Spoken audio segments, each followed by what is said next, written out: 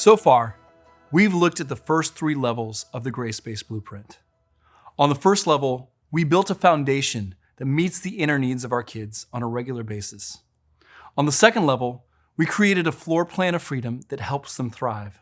And on the third level, we use strong materials to frame a life of character. Each level of the Grace-Based Blueprint is rooted in the basic principle of treating our children the way God treats His. For the fourth and final level, we're going to look at the roof of the home. Since moving to Oregon, I've had to get on my roof far more often than I would like. I'm not afraid of heights per se, but I also don't want to be the guy who falls off a roof and dies. Needless to say, I still have to go on my roof to blow off leaves, clean the storm drains, and kill the moss that regularly grows on my Pacific Northwest home. Now, despite my hesitations, there's also something amazing about being on the roof of my home. On a clear day, I can see over southeast Portland, catching glimpses of the distant Cascade Mountains. The vast trees that weave through our neighborhood seem smaller, and it is all put into perspective. I'm reminded that my home is part of something bigger, something that stretches farther than its walls and higher than its ceiling. The fourth level of the Grace-Based Home is about launching our kids into a world that's bigger and farther and higher than the home we raised them in. It is what we hope for our children while peering off the rooftop of the home we've built for them. In the first 2 sessions, we talked about how every parent wants to raise great kids who succeed in the world. But parents often struggle to do this because of the faulty blueprints they are working from. Whether it's the Get It Right blueprint, the Stay Safe blueprint, the Do What You Want blueprint, or the Win at All Costs blueprint, each fails to produce the kind of families we all long to have. Now, there are a number of reasons for this, as we've seen over the last few sessions, but there is something that each of these faulty blueprints have in common. They all define success differently than how God does for our kids. What does it mean for your children to grow up to be successful? What does it mean to raise truly great kids? How we answer this dictates what we prioritize and invest our time into now as parents. For the Get It Right blueprint, a truly great kid is one who grows up to be a moral adult with a life that looks put together. Now, there is nothing wrong with being moral, but that is not how God defines true greatness. If you remember, it was the Pharisees, a group with an unwavering commitment to living out religious morality, who killed Jesus. For the Stay Safe blueprint, a truly great kid is one who grows up to be an innocent adult who is unscathed by the world.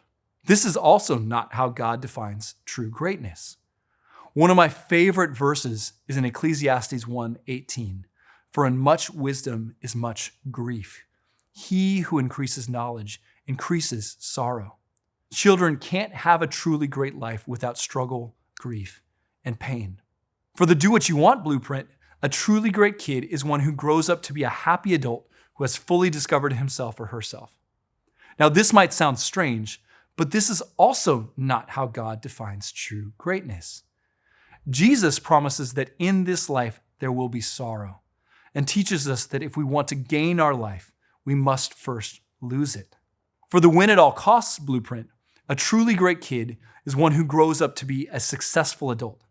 Success in this context typically assumes nice aesthetics, having more money than you need, enjoying some name recognition, and dealing with minimal hassles. And although there is nothing wrong with successes like beauty, wealth, fame, or comfort, these are certainly not how God defines true greatness.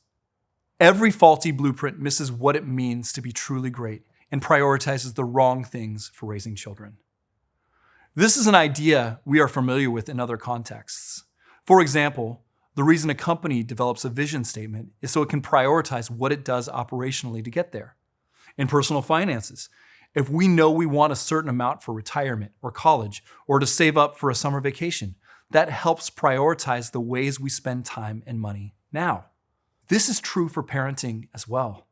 When we define our vision for a truly great kid, it helps us say yes to what we need to say yes to and no to what we need to say no to. Unfortunately, because of the faulty blueprints we're often working from, we end up basing our parenting priorities on a vision that is inadequate. Our definition of true greatness can sadly be too small for the glory of how God intended us to experience life in this world. God wants us to raise truly great kids because He knows that is where the greatest joy, peace, and impact will be found. So here's God's definition of true greatness. True greatness is a passionate love for God that demonstrates itself in an unquenchable love and concern for others. It's just another way of saying the great commandment that Jesus gave us to love the Lord our God with all of our heart, soul, and mind and strength, and to love our neighbor as ourselves. In order to launch truly great kids into the world, there are 4 values we want to instill into them. Think of it like this. If true greatness is the roof, these 4 values are the rafters keeping the roof together and strong. To aim our kids at true greatness, we need to help them develop a humble heart, a grateful heart, a generous heart, and a servant's heart. In true Jesus fashion, each of these are rooted in the upside-down values He teaches in the Sermon on the Mount, where we say, "Blessed are the proud and the confident, the winners that rise above the rest." Jesus said, "Blessed are the poor in spirit and those who come in last." Even more strongly, the Bible says that God opposes the proud and gives grace to the humble. Jesus Himself is the ultimate example of humility. Though He was God, He entered the world as a poor man living in an oppressed country to ultimately die alone on behalf of the people who rejected Him. A humble heart is countercultural, radical even. But it's also the way our children will grow up to experience the fullness God has for them. Now, I think we often hear the word humility and think it means that we just think poorly about ourselves, that humility is the same as self-deprecation. But that's not what humility means. Humility is living with a reverence for God and a respect for others. It's an honest understanding of our place in the world. Developing a humble heart in our own kids usually means helping them to live with both their failures and successes. It is the tension of protecting them from thinking too little of themselves while never thinking too much of themselves. And it starts with reminding them that they need other people to live a full life. The more in tune our kids can be to the dependency they have on others to thrive, the more humble their hearts will become. This can happen at home, through sports, through school, and through friendships. Making a practice of recognizing how we need each other cultivates humility. Now, along with cultivating a humble heart in our kids, helping them recognize how much they depend on the people around them will also help them cultivate a grateful heart. After Joshua led the people of Israel into the land of Canaan, he renewed the covenant they made with God and reminded them of the gift God had given them. Speaking on God's behalf, he says, "I gave you a land on which you had not labored, and cities that you had not built, and you dwell in them. You eat the fruit of vineyards and olive orchards that you did not plant." In other words, God tells Israel that this good land they are enjoying is a gift, not an entitlement. Entitlement is the cancerous attitude that deceives us into thinking that what we have is a right we're owed. In an age of instant gratification and hyper-autonomy, entitlement has spread like a plague through families. And though it definitely has infected our kids, the truth is it has infected every age group. Entitlement has become the norm in how we approach life. But grace is not a right that we're owed. It is a privilege we are given. We live in homes we did not build and eat from gardens we did not plant. It might seem like Joshua is giving his people a strange reminder in a speech that should be a celebration of victory, but God knows that the antidote for entitlement is gratitude. One of the greatest gifts you can give your kids as they launch into the world is the gift of a grateful heart. Entitlement leads to disappointment, bitterness, and cynicism. It can lead to a lot of loneliness too. Gratefulness, on the other hand, leads to optimism, contentment, and joy. To build this into our kids, we have to model gratitude in front of them. Give credit where credit is due. Thank God for the good and the bad. And then help remind them of the gift they receive in life. Everything we have is God's, and therefore everything we have is a gift that belongs to someone else.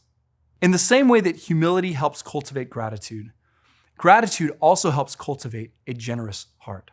If everything we have is a gift, then we should be willing to share that gift with others. You're not giving away your money. You're giving away God's money. You're not giving away your time. It's God's time. You're not giving away your treasures or your talents. It's all God's. And He is trusting us to steward it toward the greatest need. It's amazing how quickly our kids learn the word mine. It's usually in the top 10. Mama, dada, no, and mine. Honestly, when they're little, it's kind of cute, at least at first. But as they get older, the cuteness wears off. And when they are adults still shouting mine, it's dangerous. A generous heart is a heart that reflects God's. God has been generous to us beyond belief. He has been generous to His children and expects His children to be the same. Jesus in the Sermon on the Mount says, "For God makes His sun rise on the evil and on the good, and sends rain on the just and the unjust." Jesus is saying that God is indiscriminately generous, even with those who are against Him.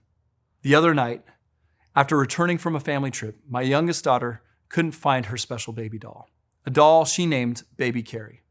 Now, Baby Carrie is not like the 700 other dolls and stuffed animals she has. Baby Carrie is the real deal, the "I can't sleep without this and you can't lose this ever" type of doll. And the moment she asked, fear and despair fell over our family. Did we leave it on the plane, at the airport, or on the shuttle from the airport? My wife and I were both on the phone in seconds. My two older boys were sifting through the car and suitcases to see if we could find her. It was an all-hands-on-deck situation. Now, fortunately, Baby Carrie was not lost in the airport, but just sitting in our neighbor's house across the street after my daughter accidentally set her down while doing a quick download of our trip to her friend.